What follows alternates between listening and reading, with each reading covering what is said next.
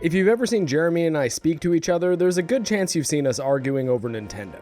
During these arguments, I will often take the position that Nintendo is not nearly as perfect as Nintendo fans will often give them credit for. While they are the creators of some truly legendary franchises and their first-party games are often very well designed and polished, they're not without their faults. Notably, they have the strictest exclusivity practices in the industry, which is compounded by two factors. Modern Nintendo targets low-powered hardware which limits the performance of their games severely, and they have terrible preservation and conservation practices as well. The result of this is a strong collector's market, as working legacy hardware and physical games in good condition fetch very high prices, assisted by the fabled Nintendo bump, which makes dudes who look like this okay with dropping $200 on a mint condition copy of Mario Party 4. The downside to this is that it's extremely difficult to simply play an old Nintendo game if you don't care about the collection aspect and you just want to play a video game. In the video game industry, as in nature, every action causes an equal and opposite reaction, so Nintendo refusing to release official ports of their old games on PC, or even their own consoles,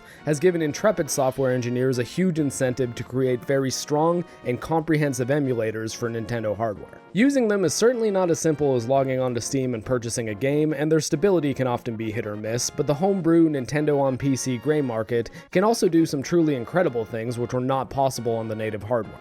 And this month, I've invested a lot of time into the most impressive thing I've ever seen an emulator do.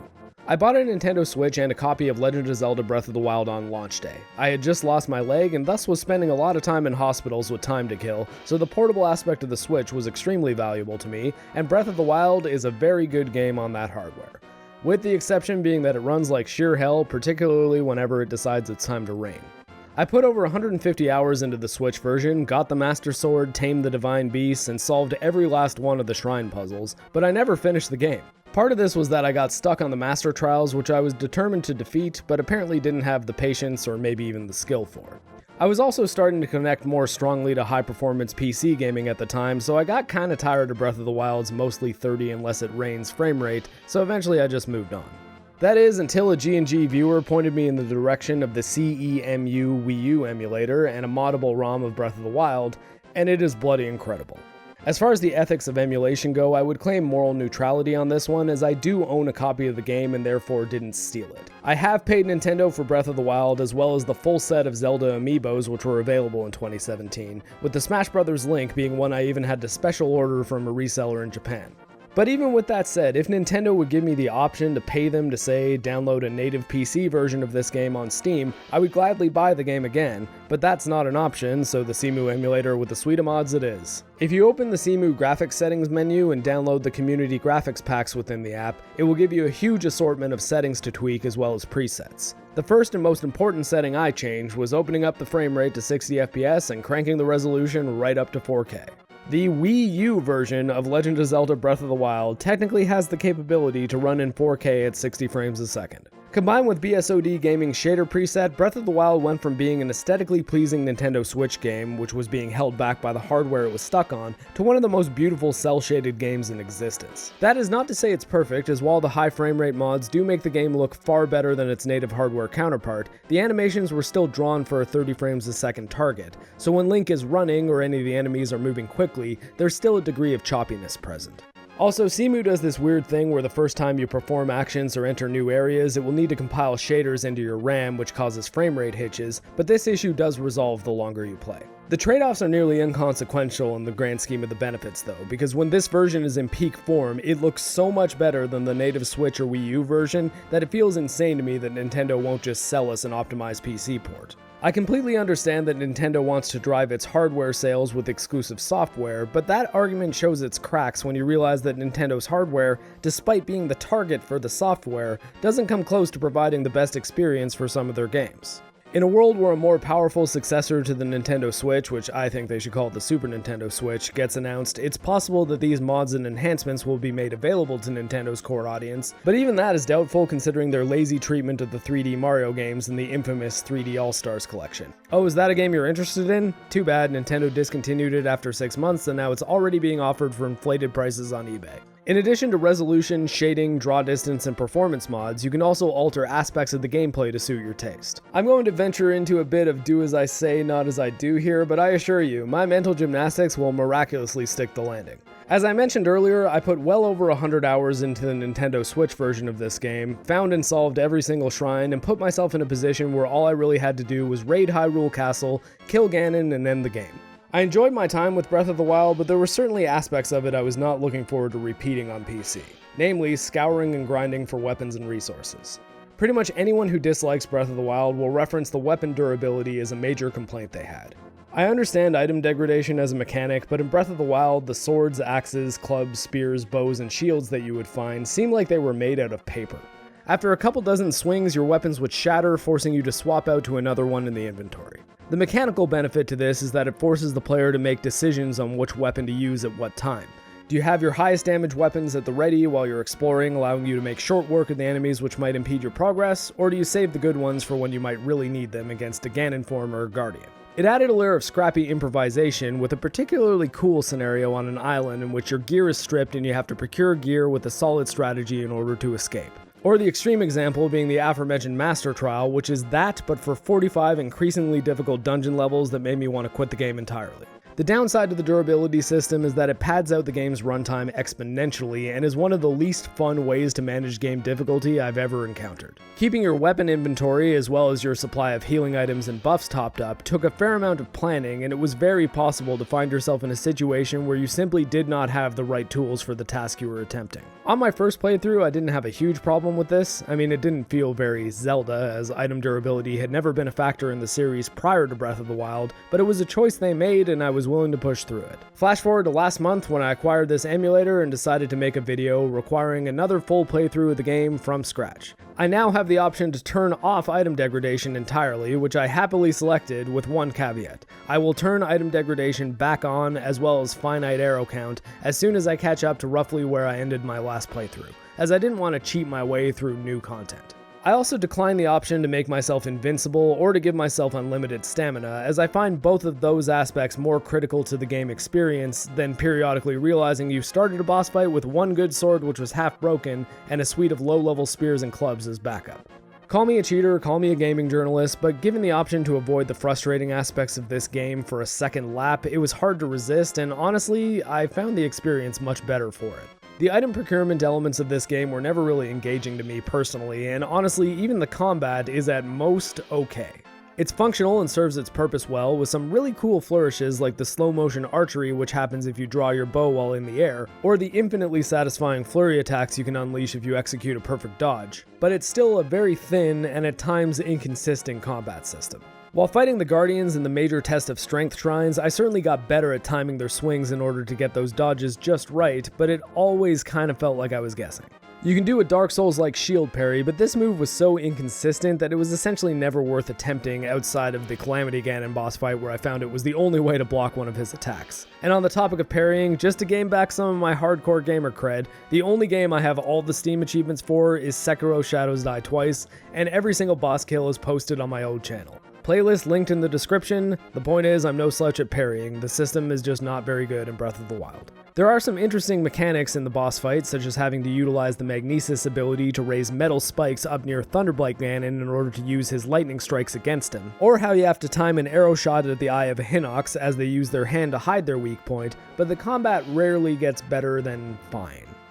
That said, the mechanics are tight enough that going up against a powerful Guardian while at a low level is still very possible, as their attacks can all be dodged or countered. So while exploring in order to give yourself more heart containers and increase your survivability will certainly make things easier, you don't appear to be required to tank damage, so strategy can win the day provided you have enough weapons with sufficient durability. You acquire those heart containers by either killing the 4 bosses who are hidden in the Divine Beast dungeons, or by playing the real meat of the game, the shrines.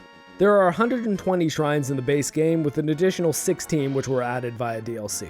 Some of these are combat trials, which are very simple in design. Basically, you go into the shrine, kill the guardian, and receive an orb as well as a free chest, which often has a gem which can be sold for rupees inside. However, the vast majority of the shrines are small but creative Zelda-style dungeons, each with a puzzle which will utilize the game mechanics and physics in some interesting ways. During the first shrines you visit, in what can be described as the tutorial segment of the game, you acquire abilities which are critical to the puzzle solving. The first of these abilities is an old standby for the Zelda games, bombs. These bombs come in both sphere and square variants, both of which can either be thrown or placed. They do some marginal damage to both the player and enemies, so they can be used as weapons, but their function in the puzzles is where they get really interesting. Their most obvious purpose is to destroy walls or really anything with a cracked rock appearance, just like the bombs in A Link to the Past, the best Zelda game, would destroy walls. The more unique use of bombs is as a propulsion catalyst for cannons, which can be used during one of the pre-stage Divine Beast boss battles, which we'll be talking about later.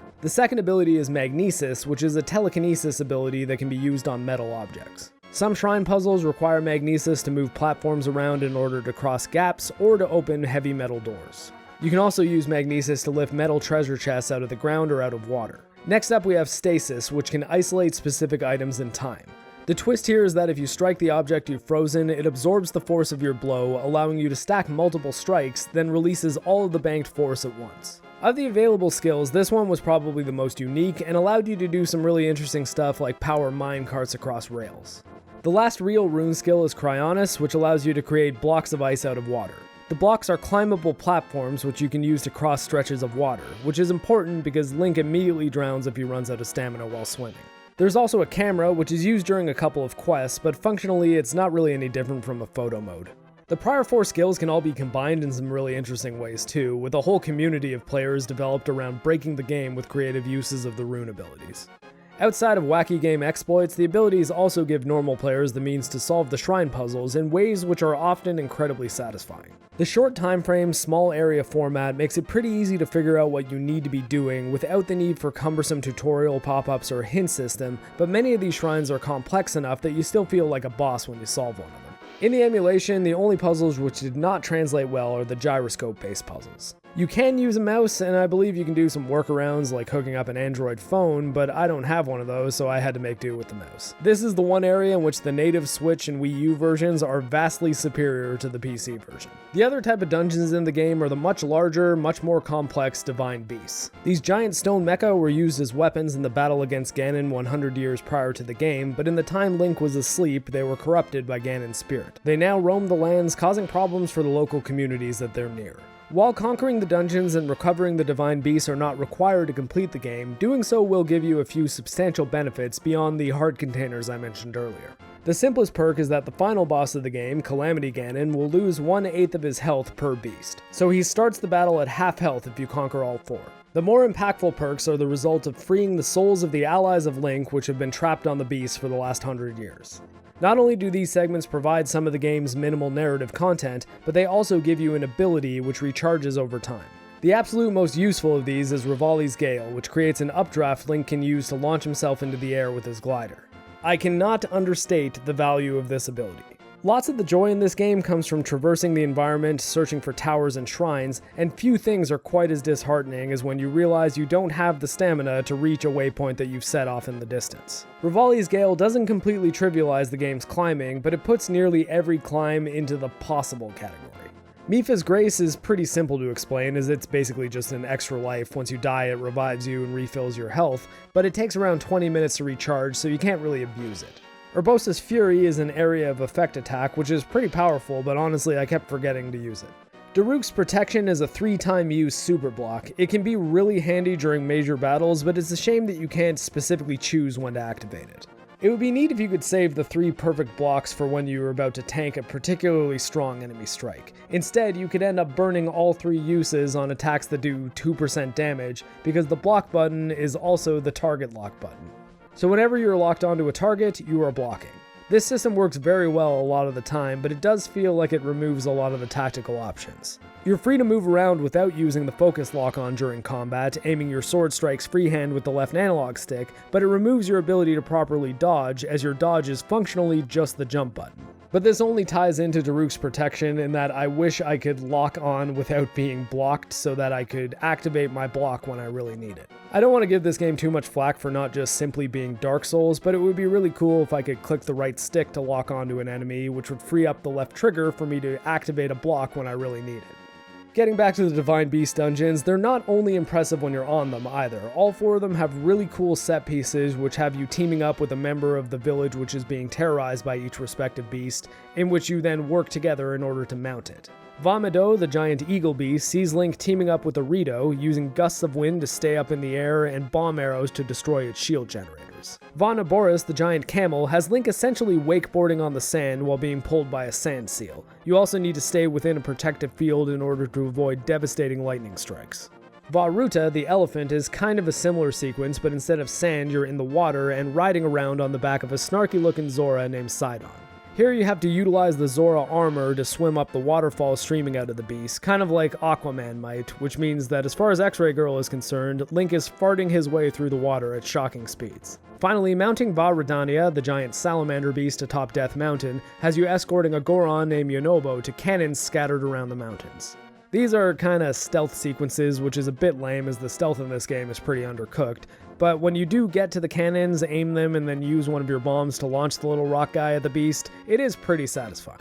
The dungeons themselves are not incredible, as they all seem to just involve finding ways to shoot Ganon eyeballs to open paths, and fiddling around with each of the beast's interactive elements before you can activate Sheikah terminals and summon a boss, but they are a decent change of pace, and they don't really feel at all like the shrines. Once you are through the dungeons, the bosses, the 4 secondary forms of Ganon, are all pretty cool. Each one has a gimmick of sorts which you need to figure out in order to defeat it. Earlier I mentioned the use of Magnesis to fight Thunderblight Ganon by levitating its own lightning rods up to him before he strikes, but the other 3 fights are also quite fun.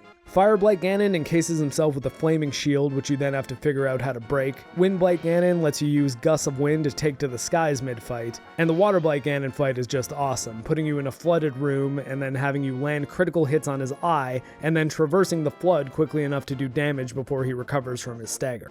All in all, the Divine Beasts are truly spectacular for what are effectively optional side quests, as you can essentially just go to Hyrule Castle, fight through it, and challenge the true form of Ganon, Calamity Ganon, whenever you want. But considering that the fights to and on the beasts are the most significant story content in the game, it is also a bit tough to consider them side content in the strictest sense of the term. As much as I've never really been blown away by the story in a Zelda game, I think that the style and presentation in Breath of the Wild was handled very effectively. It has far more voice acting than your average Nintendo game, so even though Link himself stays as silent as Gordon Freeman, all the other characters speak quite a bit and give you a fair amount of lore, which will keep you invested in what is ultimately a very simple task. Go to the castle, slay the monster, save the princess. The premise of Hyrule being in a state of calamity for 100 years, with Zelda being trapped in the castle, engaged in a never-ending fight against Ganon, is pretty cool, and if Nintendo does release more powerful Switch hardware, I may even check out Hyrule Warriors Age of Calamity, which acts as a prequel to this game. I hear that game makes the current Switch hardware look like it's going to explode, so I'm not keen on playing it right now, and Switch emulators aren't really where they need to be at this time. But if you're a performance snob like myself, finished Breath of the Wild and would like to play more games in this vein, Breath of the Wild, like Dark Souls before it, has become something of a game design archetype. 2 major Breath of the Wild-like games have been released in the past year, and while their inspirations are blatant and obvious, I spent some time with both of them, and they definitely have their own unique strengths. The first is the Chinese, cross-platform, free-to-play, multiplayer supporting game Genshin Impact, which is known colloquially as Breath of the Waifu for reasons. Genshin Impact is easily the one with the lowest barrier for entry, with the decision to install a Chinese live service game on your computer, console, or phone being the only real red flag, but I've personally played about 150 hours of Valorant, so I would be pretty hypocritical of me to pretend I really cared about that. I'm not saying I condone it, I'm saying you gotta pick your battles, and that's one that's just it's not really something I'm super passionate about. Although it is worth noting, Genshin Impact's developer, MiHoYo, is a startup with no connection at all to the most likely totally evil megacorporation Tencent, but there's no such thing as a Chinese company with no connection to the CCP, so if any kind of CCP boycott is important to you, keep that in mind before you invest any money into this one, or even install it. Other than that, the big downside to Genshin Impact are the gacha mechanics, with many characters being locked behind a random chance wish system, which can easily rope in whales who would drop $200 to be able to play as Mona, who in fairness is a strong best girl candidate. The upsides are that you can still easily get a fair chunk of gameplay out of Genshin Impact without spending a dime, your progress is saved at the account level so you can play on whichever platform you'd like at any time without having to start the game over, and there are even a few ways in which Genshin Impact is better than Breath of the Wild. The art direction is very similar, even though the characters look much more anime-inspired in Genshin Impact, but both games exist in a large open world in which the character can climb surfaces mediated by a stamina bar, and after acquiring an item, jump off high surfaces and glide safely to the ground. You can play as a party of up to 4 characters and can swap between them at any time using the D-pad on a controller, which is a net neutral, but it does add a bit of variety to the combat, as you can choose characters with totally different attack sets and elemental damage to complement the threat you're currently facing. The game runs like a dream on PC and is no slouch on phones either, with newer phones being able to run it at 60 frames a second quite competently, and this makes the combat feel very fluid and responsive. The campaign system is far more structured than Breath of the Wild as well, with several characters giving you quests and side quests out of a town which is much more dense and populated than any of the villages in Breath of the Wild. There are dungeons in Genshin Impact which are pretty similar to the shrines in Breath of the Wild as far as how you find them is concerned, but instead of single playthrough, well thought out puzzles, they are tiered linear encounters which are primarily focused on combat. Certain characters can use abilities to activate platforms or kill specific enemy types, but none of the dungeons I played were more complex than kill your way to the end. I haven't gone through the entire campaign, and most of the time I have spent with this game was for the purpose of researching this video, but assuming you can stomach the idea of supporting a Chinese free-to-play mobile game, Genshin Impact is at least worth checking out. Just remember, no waifu is worth spending all your money on. The other Breath of the Wild-like is Ubisoft Quebec City's Greek mythology set Immortals Phoenix Rising. Like Breath of the Wild, Immortals is a strictly single-player, full-price game, though I luckily snagged it on a sale during my Breath of the Wild playthrough, and follows your created character Phoenix as he or she adventures their way through the Golden Isle while attempting to gain the power necessary to defeat the rampaging titan Typhon. The story is framed as Zeus speaking to Prometheus, who bets on a mortal being able to defeat Typhon, and if you thought Breath of the Wild was too light on story, the good news is that there is a lot of story and a lot of dialogue in Immortals. Sadly, the dialogue is pretty boring, not acted particularly well, and is loaded with attempts at comedy, which had trouble even getting a chuckle out of me at the best of times. I honestly found myself wanting the characters to just shut up and let me fiddle around in the open world. I'll be fair and say that might be a subjective take. You might find the dialogue and characters incredibly charming, but I've yet to speak to anyone who told me they found the dialogue in Immortals hilarious or even mildly amusing.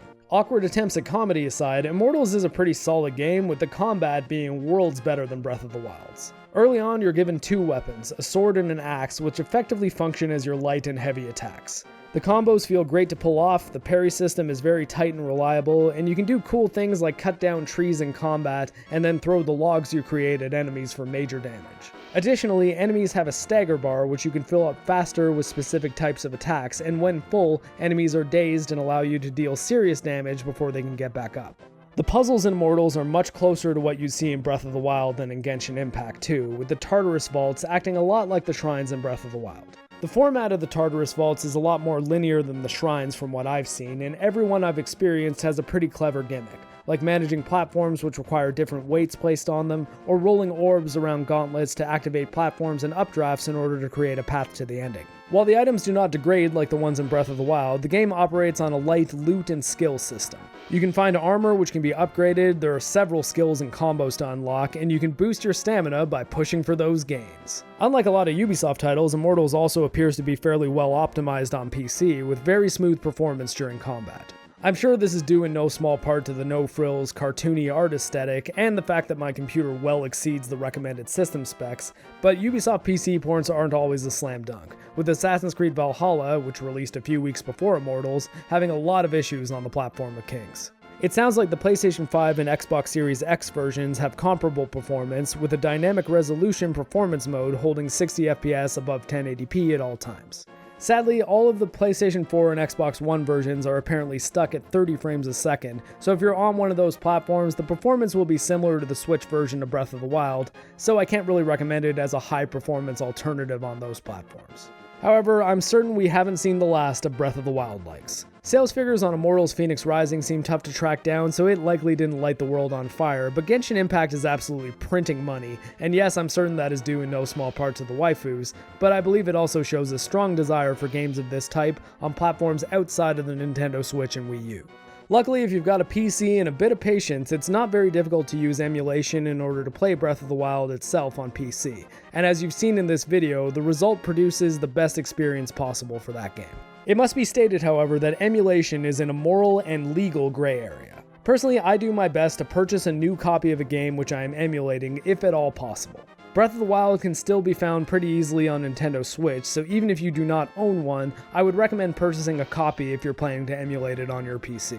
If you do that, then the way I see it is that you have purchased that game. You own a copy, Nintendo made their money off of you, you are simply choosing to play the game on a platform which provides you with a better experience. I had to do that exact thing with Trails to Azure, which is the 5th game in the Incredible Trails series, because it was never released in North America, required a fan-translated patch, and could not be bought digitally at the time I played it.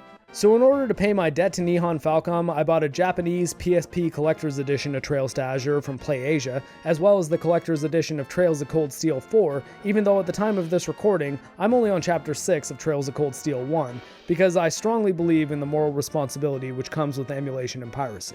That being said, there are circumstances in which emulation and piracy are necessary options. The above example of a Japanese role-playing game which was never localized into English but is a critical part of an ongoing shared universe story, I would argue is one of them, as the only 100% legal way for me to play Trails to Azure would be to learn Japanese. More critically, there are thousands of games on retired platforms which are simply not plausible to play without overpaying in the secondary market. You could pay $500 for a copy of PANZER DRAGOON SAGA, which you'll only be able to play if you can also find working Sega Saturn hardware, but Sega, as well as the developers at the now non-existent Team Andromeda, make the exact same amount of money off you buying that overpriced used copy as they would if you just emulated it. Technically, you're paying for one of those options, but you're not exactly supporting the creators of the game in either case. The truth is that piracy and emulation would not be nearly as prevalent if game companies took more care with preservation and conservation. Now don't get me wrong, collecting classic hardware and hunting down rare games on eBay can be its own kind of hobby, but lots of people who play video games want to do just that. Play video games. If companies take care to provide players with options to play their older games which are convenient and affordable, the odds of that game being pirated or emulated will reduce dramatically. I would have no reason to emulate Breath of the Wild if Nintendo would officially port the game to PC and let me pay them for it, and people who want to play, say, the Mega Man games have no need to emulate them because Capcom has released comprehensive and reasonably priced collections of that whole series on nearly every platform which exists. Except for Mega Man Legends. There's still waiting on that Mega Man Legacy collection for Legends. I understand that console manufacturers feel they need to keep their games exclusive in order to drive hardware sales, and while I personally don't like that method of marketing hardware, I do understand its purpose, and exclusivity is not what this video is about really. But how many people in 2021 are buying a Nintendo Switch specifically to play Legend of Zelda Breath of the Wild? My bet is that answer is very low, and Nintendo's hardware sales juggernaut wouldn't be slowed down for even a moment if they ported Legend of Zelda Breath of the Wild to Steam officially, particularly if they did it close to the release of the announced Breath of the Wild follow-up. Sony recently doubled back on closing the PS3 and PlayStation Vita stores because the backlash in favor of conserving those games was severe, and I strongly believe that if the community is vocal about the need to not let games be lost to time, which forces people to turn to emulation, then companies might start realizing that there is no reason to keep their classic games locked to legacy platforms. Selling their older games on newer hardware would not only be good for video game history, but would be good for business as well. And if porting to PC isn't an option the company is willing to consider, they should at least be very thorough about backwards compatibility support on their current hardware, and especially about carrying digital purchases forward through generations. Microsoft is making great strides in this regard, with many games from not only the Xbox 360 but the original Xbox purchasable for reasonable prices on their store